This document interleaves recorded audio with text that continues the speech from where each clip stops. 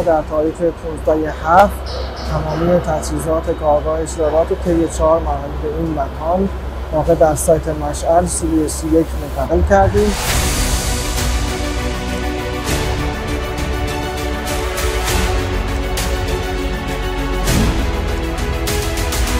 به کمک بچه‌های پشتیبانی و تعمیرات ابزار تمامی دستگاه‌ها به اتصالات مربوطه‌شون متصل شدن و در حال حاضر ما توانایی تعمیر و تست تمامی تجهیزات مربوط به شیرآلات رو که سابقا در کارگاه مرکزی انجام دادیم اینجا ما قادر به انجام اون هستیم.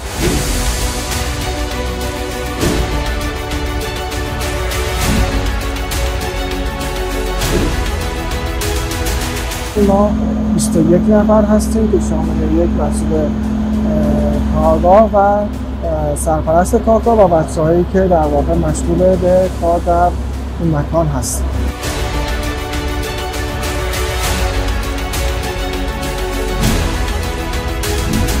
این دستگاه تستامون مخصوص سفتی والوامونه، اجرایی والوامونه. ما دستگاه تست وکیومه.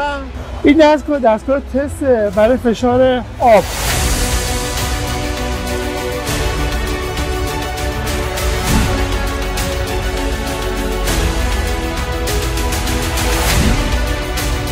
دستگاه تستی که مشاهده می‌کنید برای PSV ها ما از اون استفاده می‌کنیم. 2 تا یونیت جداگونه داره که هر کدوم از یونیت ها جداگونه میتونن فشار بگیرن و برای تست PSV ها استفاده بشن. دستگاه تستی که در واقع در تصویر مشاهده می‌کنید یک کاربرد دوگانه داره.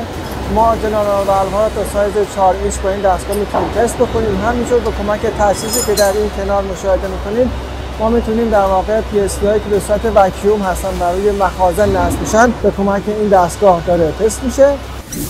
دستگاه تست دیگه همون که ما با این عمدتاً جنرال والوها رو تست میکنیم. جنرال والوها از سایز 2 اینچ تا سایز 8 اینچ کلاس 300 به کمک این دستگاه قابل تست هست.